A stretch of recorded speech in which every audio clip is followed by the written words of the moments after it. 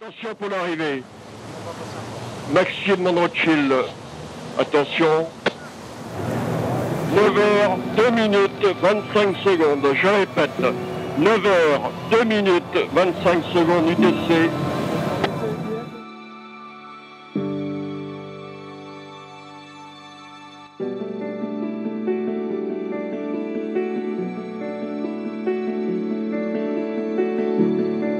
C'est bizarre d'arriver de chez toi et de prendre le départ de la route du Rhum, ça c'est sûr, hein, c'est pas habituel.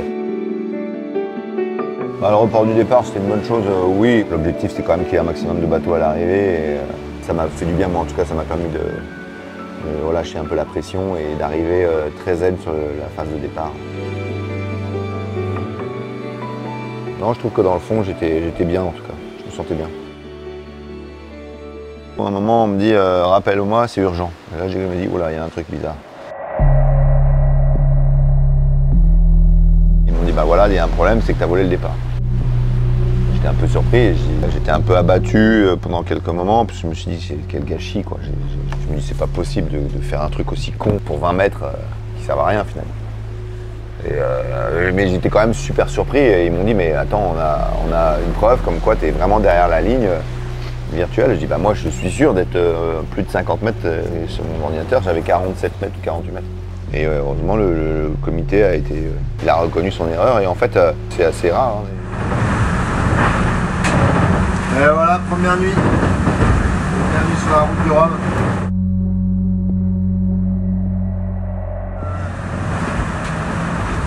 Bien attaqué. La sortie de manche a été vraiment dure. Pas le mal de mer pour une fois. Et là je reprends des forces, mais j'ai pas pu manger. Le plus proche de moi c'est Armel, ouais, effectivement. On navigue très bien, mais assez rapidement après, pendant la nuit, après la Pointe Bretagne, on a été les premiers à retourner vers l'ouest et on a beaucoup gagné. Donc très rapidement, je me suis retrouvé avec 30 000 d'avance, ce qui était déjà une belle avance au bout de 24 heures. Jusqu'à ce que Armel casse. Dès que j'ai eu l'information confirmée par la Terre, j'ai envoyé un message à Armel parce que c'est quelqu'un que j'aime beaucoup, avec qui je me bats depuis. Puis j'avais envie de faire un match avec lui et puis je sais que ça comptait beaucoup pour lui cette course. Donc voilà, j'ai eu un petit message pour lui. Et puis après, je me suis remis dans la course et voilà. Et puis là, on a commencé la bagarre avec François a commencé puisque lors d'un passage de front, en fait, il est beaucoup revenu sur nous. Mais après, on avait fait des moyennes, en du vent très instable, on a fait des moyennes, on a vraiment poussé les bateaux très fort avec François et on était complètement surtoilés. Ouais.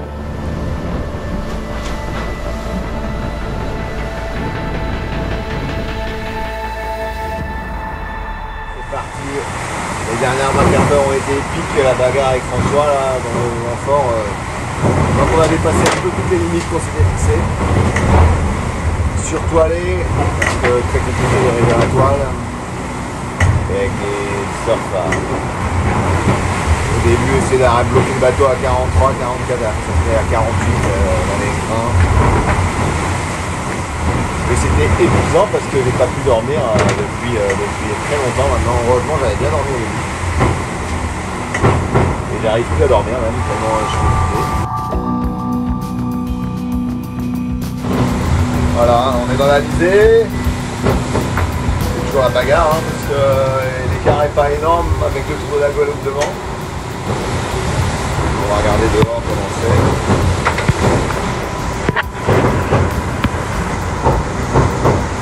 Voilà le ciel balisé. Le bruit c'est l'alarme de gîte, vous avez dû voir le coup de gîte à la caméra. Dernier lever de soleil à bord de Gitana, normalement demain on sera arrivé, j'espère. Et finalement dans la dernière journée, on arrive à remettre beaucoup de distance entre lui et nous. Donc j'aborde avec au moins 3 heures d'avance. Et je me disais que c'était pas suffisant parce que je m'avais souvenir de François qui avait perdu la course de façon très injuste la dernière fois autour de l'île. Hein, et je me disais, j'espère que ça va pas m'arriver aussi. Puis forcément dans ta tête tu te dis, bah il a pas eu de chance la dernière fois, cette fois-ci ça va être sa revanche qui va passer. Et j'ai très vite senti que ça se passait très bien, qu'il y avait du vent et que ça allait être difficile. Finalement, à part les 3 derniers milles, j'ai tout le temps eu du vent. Et bon, je me disais, il me reste quasiment 2 heures pour faire 3000. J'étais à 1 nœud et demi, 2 nœuds, et je savais qu'il y avait du vent à la bouée, donc assez rapidement je me suis relaxé.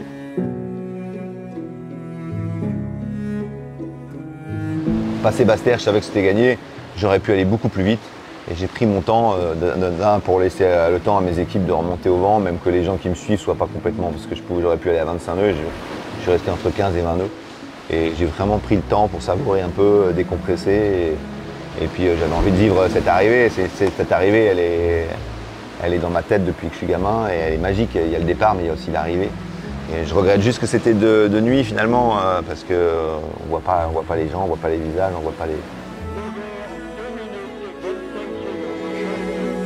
Le sentiment de réaliser quelque chose de dingue, un rêve, et puis mais d'accomplir voilà, pourquoi je travaille depuis 3 ans. Mais voilà, quand je prends le départ, je suis convaincu que j'ai toutes les chances pour gagner. Et là, je réalise juste, ça se concrétise. C'est très très fort, tu as accompli tout ça tout seul, sur l'eau en tout cas. Et puis j'étais bien en mer, donc j'étais heureux en mer malgré tout. Donc j'aurais pu faire quelques milles de plus, c'était avec plaisir. J'ai vraiment pris beaucoup de plaisir sur la course.